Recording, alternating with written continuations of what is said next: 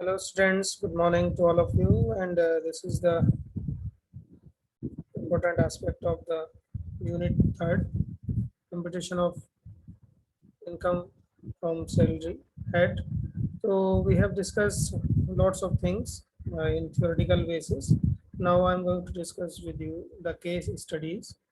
The first one is Ranjit has taken an interest-free loan of rupees 10 lakhs from his company. The amount is utilized by him for purchasing a house on 30th June 2018. The house is self-occupied. As per the scheme of the company, loan would be recovered in 40 equals monthly installment and recoverable immediately after the completion of 18th month from the date of purchase. So assuming that SBI lending rate of similar loan 1st April 2019 was 9.75%, calculate the perquisite value of such loan in the hands of Ranjit for the assessment year 2021. Is it possible to get deduction of perquisite's value of interest under section 24B?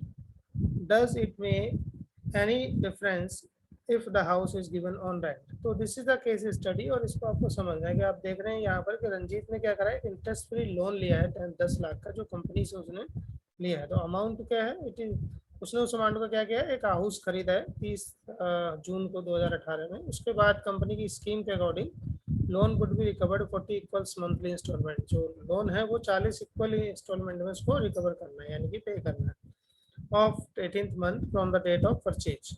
तो SBI का जो loan का rate चल रहा है उस समय जो 1 अप्रैल 2019 को था वो 9.75% है. तो इसके हिसाब से आपको कैलकुलेट करना परक्विजिट वैल्यू और in the hands of loan in the hands of Ranjit of the assessment year 2021. Is it possible to get deduction of perquisite value of interest under the 24A-B? सो क्या ये does it make any difference? तो ये देखना है आपको कि दोनों चीज़ों को क्या कोई डिडक्शन उसको मिल सकती है अंडर सेक्शन 24A-B या जो उसकी परक्विजिट वैल्यू वो क्या है. तो इसके लिए आप देख रहे हैं यहाँ पर ये देखिए आपका फर्स्ट है, first instalment will be due on 1 January 2020.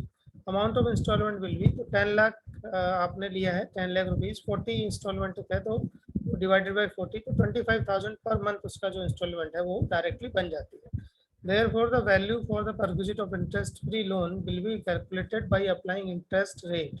ठीक है, तो perquisite वैल्यू जो है वो इंटरेस्ट फ्री लोन है, उसकी वैल्यू को फाइंड आउट करने के लिए परक्विजिट की, तो हमें क्या करना है, interest free interest applying the rate interest charge the state bank. तो इंटरेस्ट स्टेट बैंक का जो रेट है वो है 9.75%. ठीक है, any actually paid by employ या इसके अलावा जो उसने एक्चुअली पे किया. Therefore, the value of perquisite will be as follows. Therefore, the perquisite value of interest-free loan will be 96,282 rupees. तो ये आई उसकी वैल्यू, क्योंकि उसमें इंटरेस्ट फ्री की बात कर रहा है तो हम इसको जो निकालेंगे वैल्यू को, तो 25,000 रुपये उसकी इंस्टॉलमेंट बनेगी एक, और जो वैल्यू है interest free loan will be 96,000. तो ये उसका कैलकुलेट करके निकलेगा जब हम उसको फॉर्मूले में डालेंगे कि कितना रेट है और कितनी उसकी एप्लीकेबिलिटी है उसके हिसाब से. तो interest on capital borrowed on the purchase, construction, reconstruction, repair, renewal of house property is deductible under section 24B. ठीक है, तो interest on capital borrowed on purchase, ठीक है, कोई भी चीज़ हम परचेज करते हैं, कंस्ट्रक्ट करते हैं, रिकंस्ट्रक्ट करते हैं, रिपेयर या रिन्यूअल करते हैं, तो डिडक्शन मिलती है आपको वो सेक्शन 24B के हिसाब से. तो जो डिडक्शन है वो आपको मिल जाएगी, और जो इंटरेस्ट जो है पूरे साल में जो इंटरेस्ट उसका बनेगा वो इंटरेस्ट फ्री लोन जो है इतनी उसकी परक्विजिट वैल्यू बन के आएगी. तो ये आपको रिफंडेबल है. In case the capital is borrowed from the employer without interest, there is no interest paid और payable in respect of amount of on loan 10 lakh. तो अगर हम देखा जाए तो 10 लाख में कोई आपको अमाउंट को कोई भी इंटरेस्ट पे नहीं करना है, क्योंकि वो इंटरेस्ट फ्री लोन जो है कंपनी से आपने लिया है. तो consequently no deduction under section 24B would be available. तो इस तरीके से आपको कोई डिडक्शन नहीं मिलेगी whether the house is self occupied or lent out. ठीक है, चाहे हाउस आपका सेल्फ ऑक्यूपाइड हो या लेंट आउट हो. तो ये जो केस था, इस टाइप से आपके केसेस कई बार आपके एग्जाम में आ सकते हैं. दूसरा जो केस है वो ये है आपका, mister x is a member of legislative assembly. ठीक है, तो ये मेंबर ऑफ लेजिस्लेटिव असेंबली है, MLA इसको कहते हैं हम लोग, यानी कि विधायक जो होते हैं. He underwent an open heart surgery abroad in respect of which he received ₹5 lakh from the state government. ठीक है, उसने हार्ट सर्जरी कराई और गवर्नमेंट से 5 लाख रुपए उसको मिला of his reimbursement of his medical expenses. The assessing officer contended that such amount is taxable as perquisite under section 17। ठीक है, वो देख कहना चाहता है कि जो ऑफिसर है वो कितनी टैक्सेबल परक्विजिट उसकी होगी। Discuss the correctness of the content of assessing officer. The fact of this, अगर हम बात करें इसके सॉल्यूशन में तो क्या होगा इसमें। फैक्ट ऑफ दिस केस अगर हम बात करें, similar to be fact of CIT versus Shiv Charan Mathur 2008 306 ITR 126 Rajasthan। In the interest of case, High Court observed that the MPs and MLAs do not fall within the meaning of employees।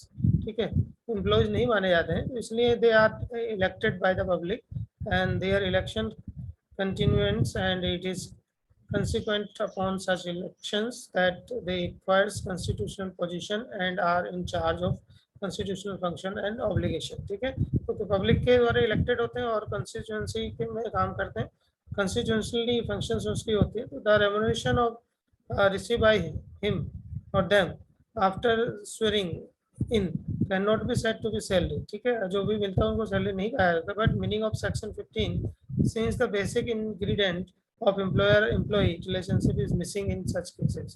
तो जब भी हम इस तरह की बात करते हैं तो एम्प्लॉय एम्प्लॉय रिलेशंस का यहाँ पर कोई केस नहीं बनता है। Therefore the remuneration received by MPs or MLAs is taxable। जो भी रेम्युनरेशन मिलता है वो टैक्सेबल है under the head of income from other sources and not under the head of salary. Salary के हेड में वो कवर नहीं होता है, जबकि not income from other sources में कवर होता है। When the provision of section 15 are not attached and to the remuneration received by MPs MLA, the provision of section 17 also would be apply as section 17 only extends the definition of salary by providing that certain items of mentioned therein would be included in salary perquisites। ठीक है, तो इसके अलावा जो भी चीजें हैं जो सैलरी में डिफाइन नहीं की तो उनको परक्विजिट में हम देख सकते हैं। The reimbursement of the medical expenditure incurred for open heart surgery of an MLA cannot be taxed as perquisite under section 17। ठीक है, तो अंडर सेक्शन 17 जो है कोई भी परक्विजिट जो बेनिफिट उसको दिया गया गवर्नमेंट के द्वारा, तो उस पर कोई भी लोन जो टैक्स होगा वो चार्ज नहीं होगा। तो applying the rule in case of hand and contents of assessing officer is not correct.